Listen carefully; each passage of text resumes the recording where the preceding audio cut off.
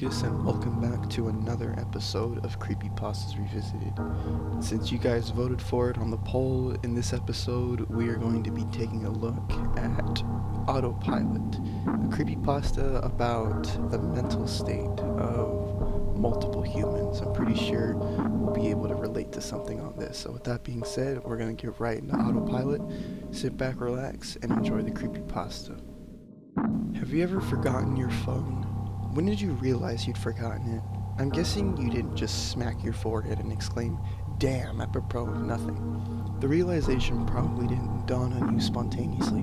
More likely, you reached for your phone, pawing open your pocket or handbag, and were momentarily confused by it not being there. Then you did a mental restep of the morning's events. Shit. In my case, my phone's alarm woke me up as normal, but the battery was lower than I expected. It was a new phone, and it had this annoying habit of leaving applications running that drained its power overnight. So I put it on charge while I showered instead of into my bag, like normal. It was a momentary slip from the routine, but that was all it took. Once in the shower, my brain got back into the routine it follows every morning, and that was it. Forgotten. This wasn't just me being clumsy, as I later researched. It's a recognized behavioral function. Your brain doesn't just work on one level, it works on many. Like when you're walking somewhere, you think about your destination and avoiding hazards, but you don't need to think about keeping your legs moving properly. If you did, the entire world would turn into one massive hilarious co-op cosplay. I wasn't thinking about regulating my breathing, I was thinking about whether or not I should grab a coffee on the drive to work. I wasn't thinking about moving my breakfast through my intestines, I was wondering if I'd finish on time to pick up my daughter Emily from nursery, or get stuck with another late fee. This is the thing. There's a level of your brain that quietly deals with routine so that the rest of it can think about other things. Think about it. Think about your last commute. What do you actually remember? Little, if anything, probably. Most common journeys blur together, and recalling any one in particular is scientifically proven to be difficult. Do something often enough, and it becomes routine. Keep doing it, and it stops being processed by the thinking bit of the brain, getting relegated to another part dedicated to dealing with it. Your brain keeps doing it without you thinking about it. Soon, you think about your route to work as much as you do keeping your legs moving when you walk. As in, not at all. Most people call it autopilot, but there's danger there. If you have a break in your routine, your ability to remember and account for the break is only as good as your ability to stop your brain going into routine mode. My ability to remember my phone being on the counter was only as reliable as my ability to stop my brain entering morning routine mode, which would dictate that my phone is actually in my bag. But I didn't stop my brain entering routine mode. I got in the shower as normal. Routine started, exception forgotten. Autopilot engaged. My brain was back in the routine. I showered, I shaved, the radio forecast, amazing weather. I gave Emily her breakfast and loaded her into the car. She was so adorable that morning. She complained about the bad sun blinding her, saying it stopped her having a little sleep on the way to the nursery, and left. That was the routine. It didn't matter that my phone was on the counter, charging silently. My brain was in the routine, and in said routine, my phone was in my bag. This is why I forgot my phone. Not clumsiness, not negligence.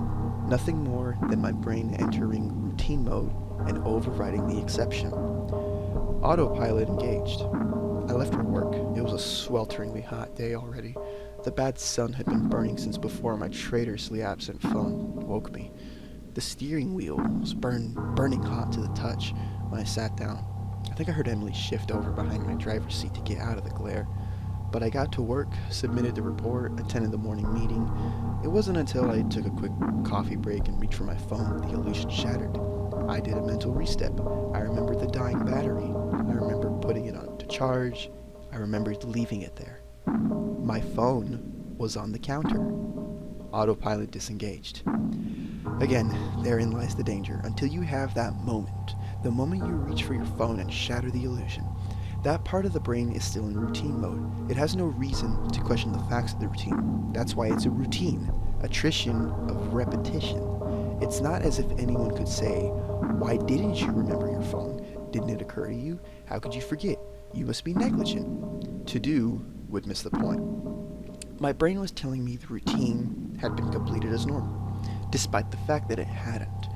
It wasn't that I forgot my phone. According to my brain, according to the routine, my phone was in my bag. Why would I think to question it? Why would I check? Why would I suddenly remember, out of nowhere, that my phone was on the counter? My brain was wired into the routine, and the routine was that my phone was in my bag. The day continued to bake. The morning haze gave way to the relentless fever heat of the afternoon. Tarmac bubbled, direct beams of heat threatened to crack the pavement. People swapped coffees for iced smoothies. Jackets were discarded, sleeves rolled up, ties loosened, brows mopped. The park slowly filled with sunbathers and barbecues. Window frames threatened to warp. The thermometer continued to swell. Thank fuck the offices were air conditioned. But, as ever, the furnace of the day gave way to a cooler evening. Another day, another dollar. Still cursing myself for forgetting my phone, I drove home. The day's heat had baked the inside of the car, releasing a horrible smell from somewhere. When I arrived on the driveway, the stones crunching comfortably under my tires, my wife greeted me at the door. "Where's Emily?" Fuck! As if the phone wasn't bad enough after everything, I'd left Emily at the fucking nursery. I immediately sped back to the building. I got to the door and started practicing my excuses, wondering vainly if I could charm my way out of a late fee. I saw a piece of paper stuck to it. "Due to vandalism overnight, please use side door. Today only." Overnight? What? The door was fine this I froze. My knees shook. Vandals. A change in the routine. My phone was on the counter. I hadn't been here this morning. My phone was on the counter. I'd driven past because I was drinking my coffee. I'd not dropped off Emily. My phone was on the counter. She moved her seat. I hadn't seen her in the mirror. My phone was on the counter. She'd fallen asleep out of the bad sun. She didn't speak when I drove past her nursery. My phone was on the counter. Changed the routine. My phone was on the counter. She changed the routine and I'd forgotten to drop her off. My phone was on the counter. 9 hours, that car, that baking sun, no air, no water, no power, no help. That heat. A steering wheel.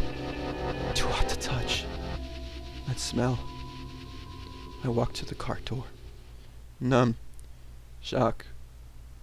I opened the door. My phone was on the counter. And my daughter was dead. Autopilot. Disengage. So that was Autopilot. And in my opinion, this is probably one of the greatest creepypastas ever written. Why? One word. Realism. Something like this can 100% happen. The scary thing is that what's being discussed here, the autopilot, this sort of mental repetition of the routine. Something like this could totally happen. We forget things all the time. Hell, I've had instances at my job where I've forgotten to put something away, and I ended up bringing it home with me. So, that's like an issue. But in this case, it's the worst kind of issue because our protagonist neglected their child pretty much, and that led to the death of the child. But, thankfully this is a fictional piece. Nobody was actually killed, of course, but the reality behind it is just this mental condition, When you do something long enough, and we all do, it becomes part of your life. It becomes part of your routine. You breathe, you eat, you drink.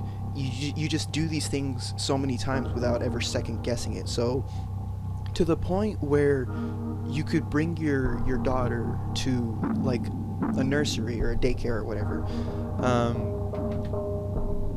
There have been instances where parents have forgotten their children.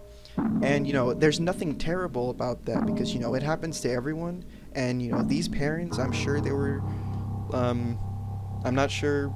I've got no room to judge, I'm not a parent. So I won't say anything, but I just know that I'm forgetful as well. And, something like this, it could happen to anyone. That's probably the scariest thing about this creepypasta, in my opinion. The detail of the creepypasta as well, the way it was built up and the way everything was written, it's just another reason as to why this creepypasta is so well done. It's just, it actually creeped me out while I was reading it. Even though I've heard this creepypasta so many times, it's just that's how well it is. It leaves this creepy impression on you even after you've heard it a couple times, because honestly, like, the moment you can tell something's up is when the terrible smell happens, and then you read like a little bit further, like, oh, drove past the nursery, my daughter looked cute and stuff like that, and it's just like, okay, did you drop her off?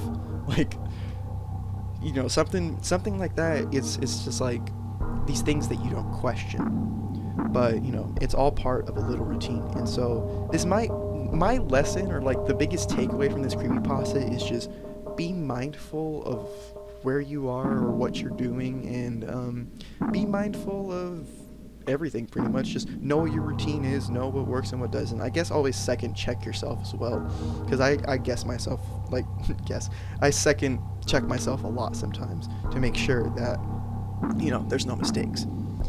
I always try to be a little bit better, but yeah.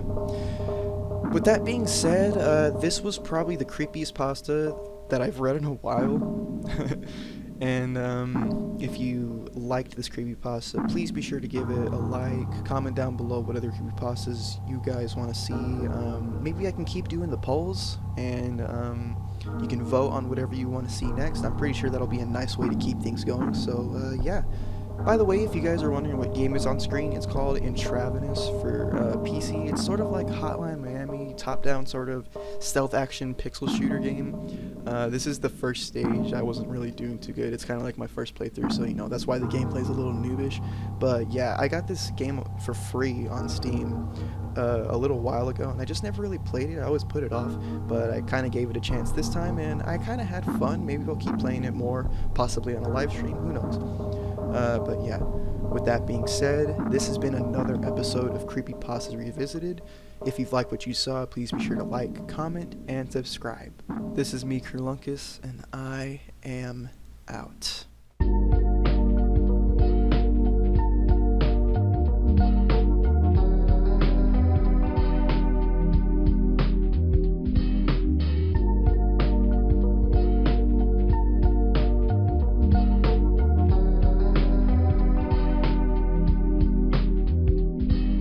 In my case, my phone's alarm woke me.